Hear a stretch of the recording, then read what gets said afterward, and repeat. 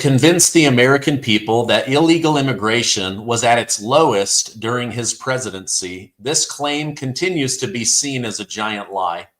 President Joe Biden and the White House recently took to X to slam Republicans, stating, on President Biden's first day in office, he called on Congress to secure the border and address the country's broken immigration system, while congressional Republicans refused to pass a bipartisan border security agreement. President Biden took action, and encounters today are the lowest since July 2020. The Biden-Harris administration has surged law enforcement personnel to the southern border, seized record levels of illicit fentanyl at ports of entry, removed more individuals in 1 year than any administration since 2010, expanded lawful pathways for those seeking to come to the U.S. legally, and brought together world leaders to jointly address irregular migration.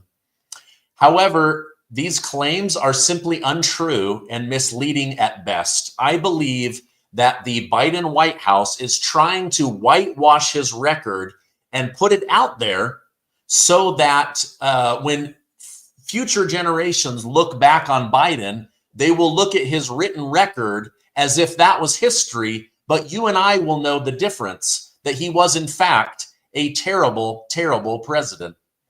Now, this claim is simply untrue.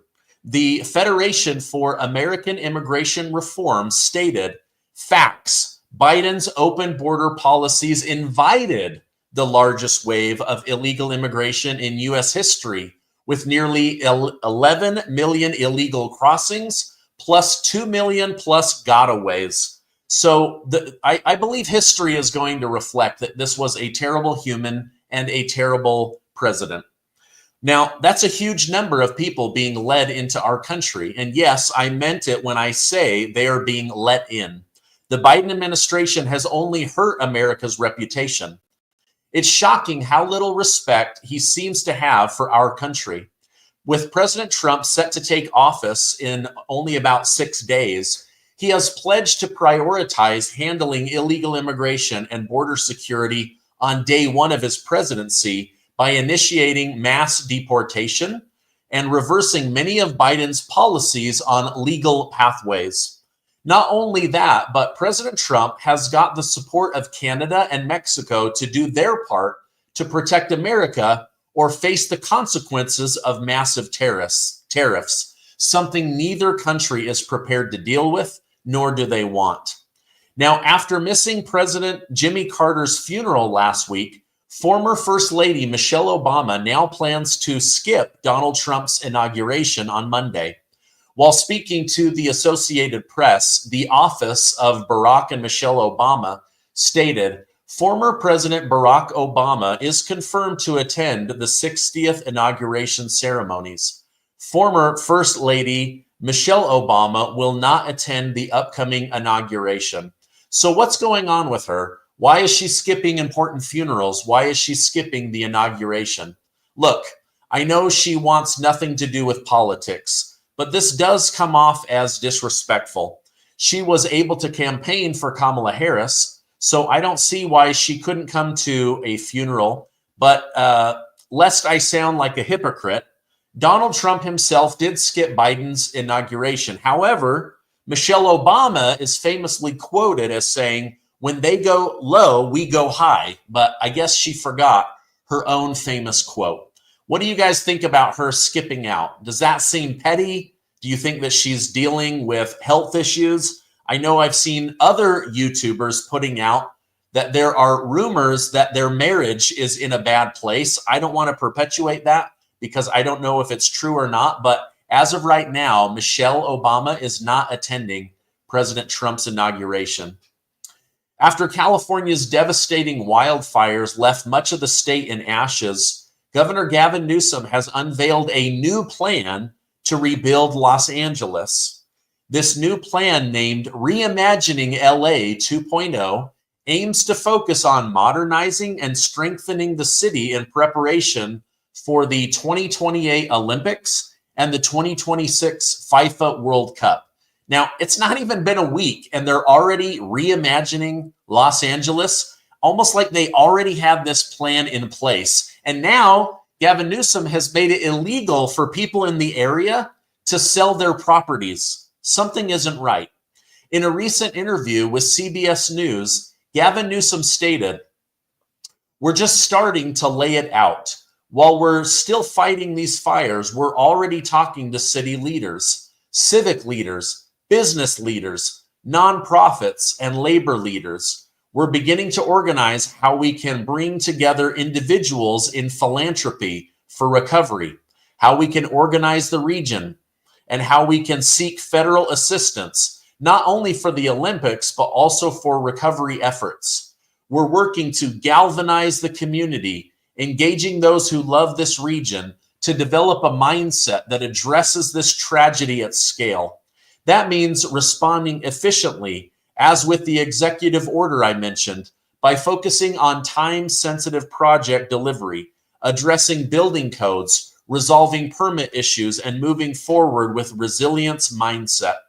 So he's basically, he's signed an executive order that would clear the red tape so that the wealthy Democrat donors in the area who now hate his guts don't become Republicans. He's now going to fast track rebuilding their house. But I'm already reading that it's going to take 5, 8, 10 years to rebuild, which means these people are going to be furious at Gavin Newsom. They already are, right? They're already calling him Dictator Newsom or New Scum, because literally he's abandoning this area and he's moving on. He's trying to wallpaper over his part in these devastating fires. Now, even though Gavin Newsom clearly wants to leave this failure in the past and wallpaper over it, Donald Trump isn't going to let that happen so easily. In a post on Truth Social, President Donald Trump lashed out at Gavin Newsom, stating, "Release the water, Newsom. What is wrong with you? DJT." That's a great question. They have water. It's up north. Why aren't they releasing it? Why aren't they doing more to get these fires contained? And why didn't they have water in the first place? I guarantee you there's going to be a massive investigation, and it's going to point back to Gavin Newsom and Mayor Karen Bass, as well as much of the city council. And I'm predicting right now there is going to be revolts and massive lawsuits. And I believe that their government days are probably coming to an end. I mean, one could hope, right? I do not want a President Gavin Newsom. That would be awful. All right, now I want to tell you guys about something cool that I read today. In each failure is the seed for success. And these fires are a huge government failure. However, a group called X Prize is offering $11 million to whoever can come up with a flying drone robot that can detect and extinguish wildfires. So far, 50 teams of inventors and scientists have signed up and are working to create a fleet of flying robots that can scan, detect, and extinguish wildfire in under 10 minutes. So AI and robots might play a huge role in the future of wildfire fighting. And to me, I think that's really, really cool. I don't know. What do you guys think about that? Can you guys imagine, like, there's these detection systems that are going, and as soon as they detect something, they deploy a robot. And then from there, that robot calls in other robots to try to put these fires out. Now, on the one hand, I think that's really, really cool. On the other hand, isn't this how the Terminator movie started? Skynet had these flying robots. I don't know.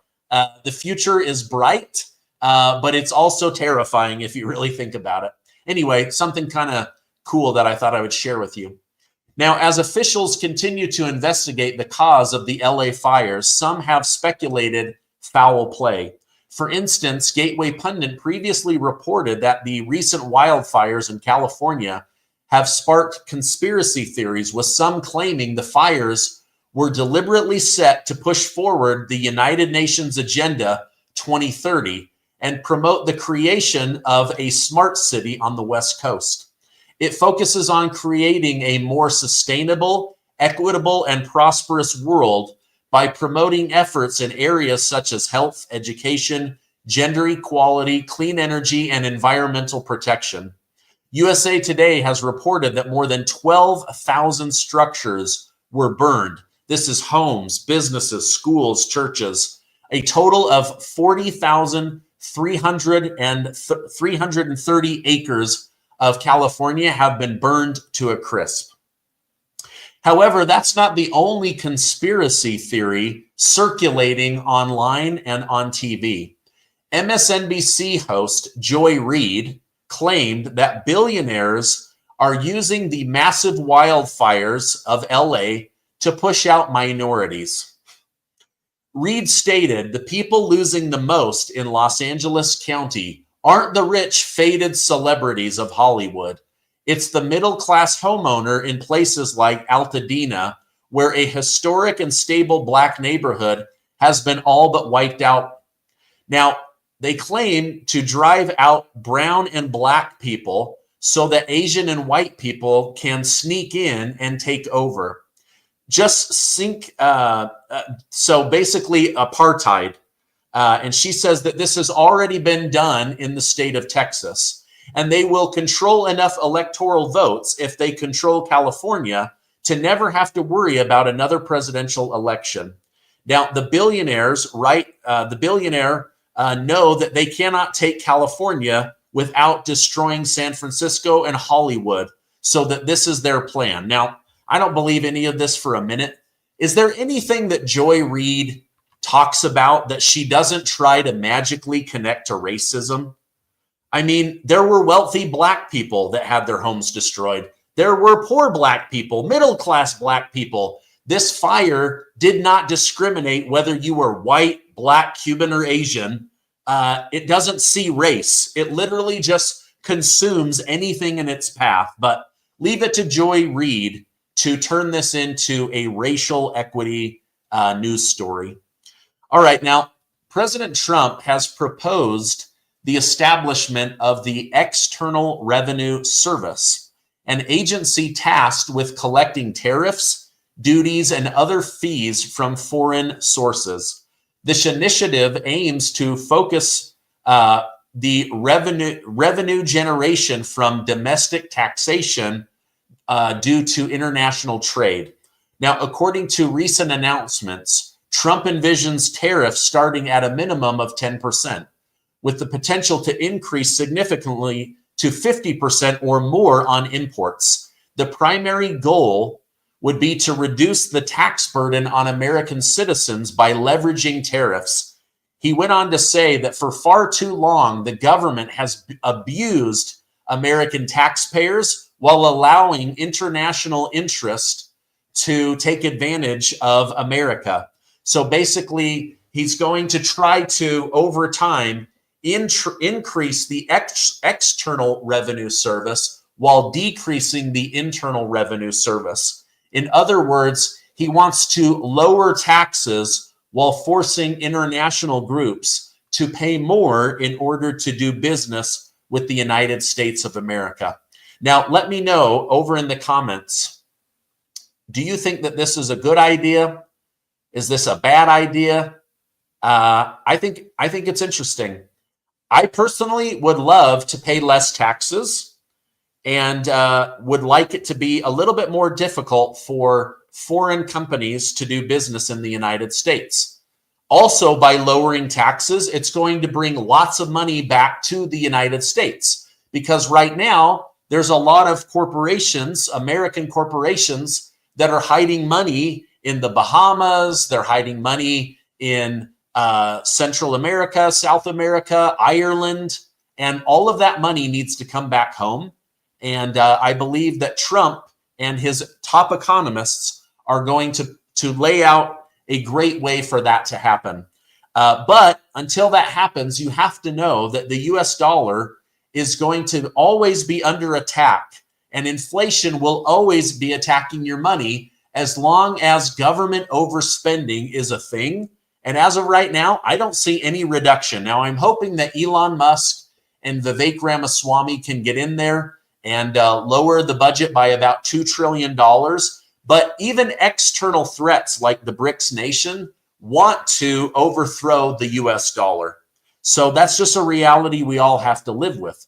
The other reality brings me no joy, but the US dollar isn't as strong as it used to be. And our government is the number one reason why. Under the Biden administration, the US dollar lost 26% of its buying power. I feel it, you feel it. Meanwhile, inflation continues to be a major issue and the cost of everything is up. Now, I know that Trump's going to come in and try to unleash energy in America to lower the cost of things, but it's going to take time. And in the meantime, I want you guys to consider gold and silver as a place for your retirement dollars. If you had to bet on whether gold and silver would be worth more or less than the US dollar down the road, history tells us gold and silver will win. I want you to let my friends at Colonial Metals Group help you protect your family's future.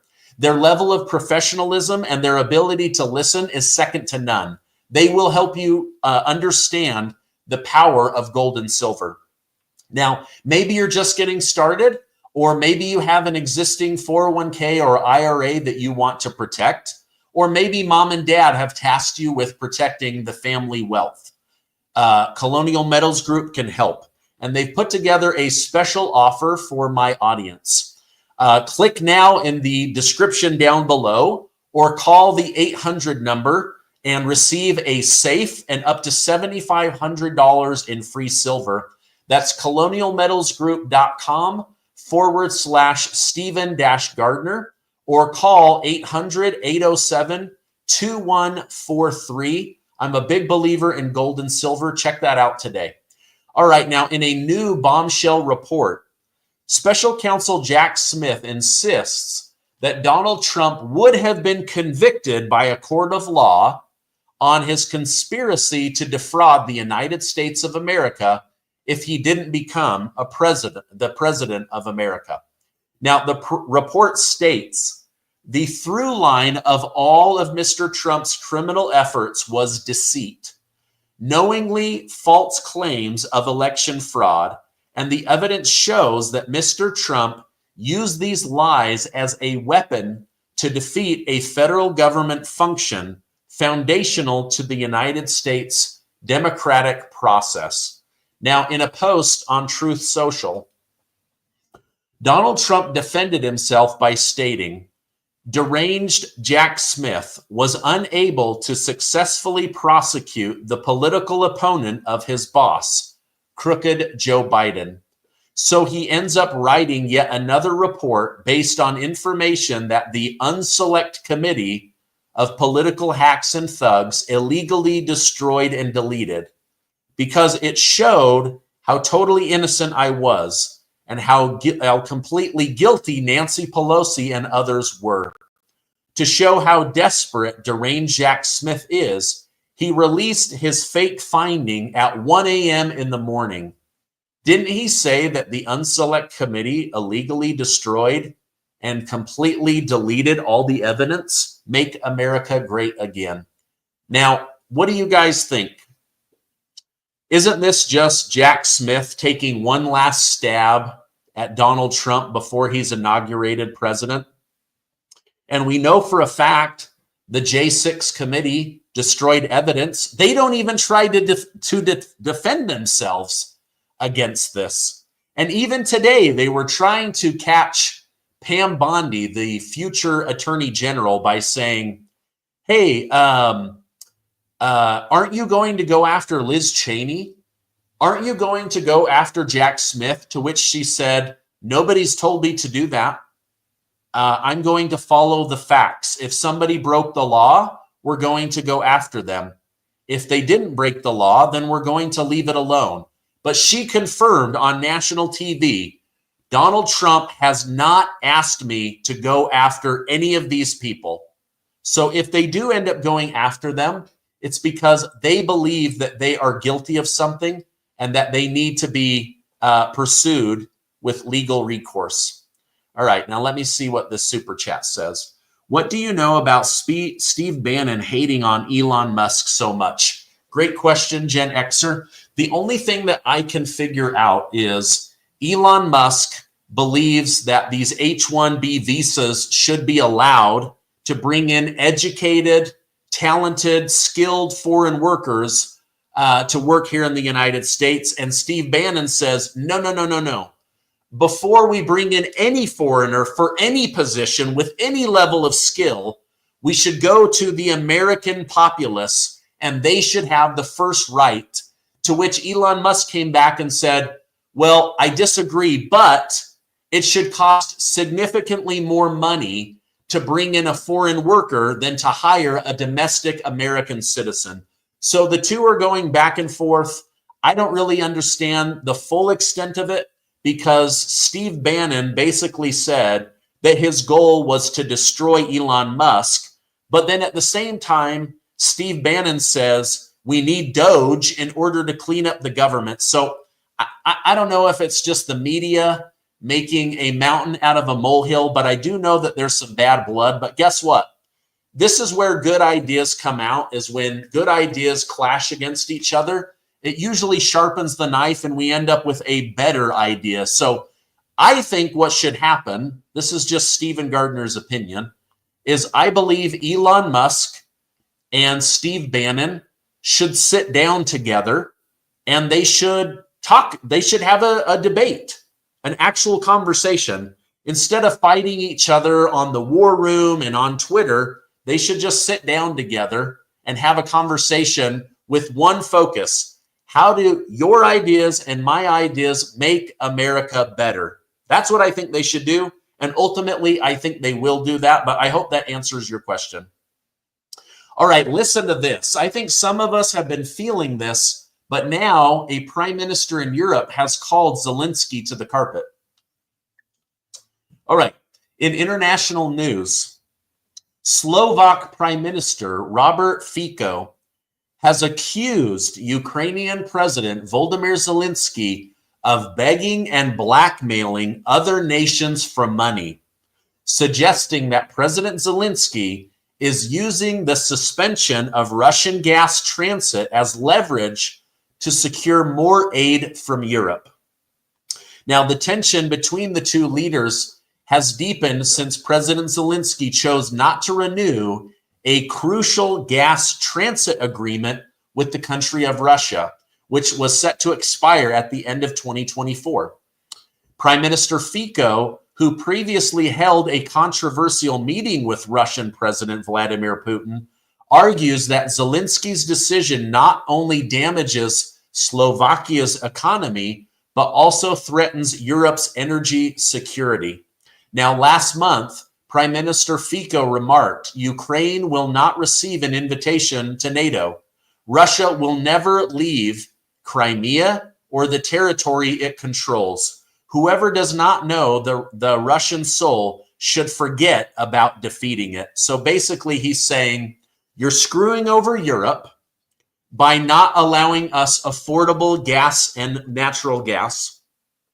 You're holding us hostage, which is blackmail, in order to get more money out of us. And 3, you will never defeat Russia. They're too powerful. They have too much energy, too much gold, too much natural resources. They're not giving back Crimea, and they're not giving back Eastern Ukraine. So you need to sit down and end this war. So basically, he's furious that they screwed over Slovakia and other European countries. And for that, he's saying, I will never vote for Zelensky to join NATO or Ukraine to join NATO. Now, in response to this, President Zelensky of Ukraine stated on Twitter, it's good that Slovakia's Prime Minister Fico has finally returned from his vacation at a luxury hotel in Vienna and is now in Bratislava. For him personally, it must be challenging switching from living in luxury to now trying to fix his own mistakes. It was obvious many in Europe warned him that doing nothing and waiting was not an option. So the two are now bantering back and forth on Twitter. I love Twitter. One thing I don't like about Twitter is it does seem to be a platform for ugliness and, going against each other. in a very negative way. I think people should just sit down and talk this stuff out. But I don't know. Maybe I'm old school that way. But what do you guys think about that? Ukraine screwing over many countries in Europe in an attempt to stick it to Russia. And now the prime minister of Slovakia saying, Ukraine can never beat Russia. It's time to end this war.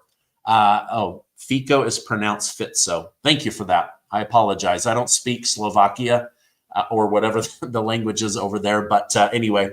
All right, that's my update for today. What do you guys think about Michelle Obama giving Trump the middle finger and not going to the inauguration? What do you guys think about President Biden trying to rewrite history so future generations won't know what a piece of crap president he was for those of us that are alive today? What do you guys think about Trump using tariffs to enrich America and getting rid of the IRS, or at least lessening the tax burden on American citizens? I, for one, would love to pay less taxes, because right now our piece of crap leaders in Washington, D.C. are forcing all of us to be poorer and have less money and less control, all because they are terrible at running a country. All right, I love you guys. There's over 8,000 of you on right now. If you could, give this video a like, hit that subscribe button. Let's see. Somebody says, donate, donate, donate. That's kind of you. You don't have to. Maybe you're talking about to California. If that's the case, sure. Help your fellow citizens, but you don't need to donate to Stephen Gardner. I was approached about helping raise money for people in North Carolina as well as California. I might end up doing that. I just want to make sure that the money is going to go to a good place, an honest place. I would hate to raise money and then send it to like the Red Cross, where 80% of money just ends up in the pockets of employees. But I don't know. Let me know. Anyway, I love you guys. Have a great night, and I will see you on the next video.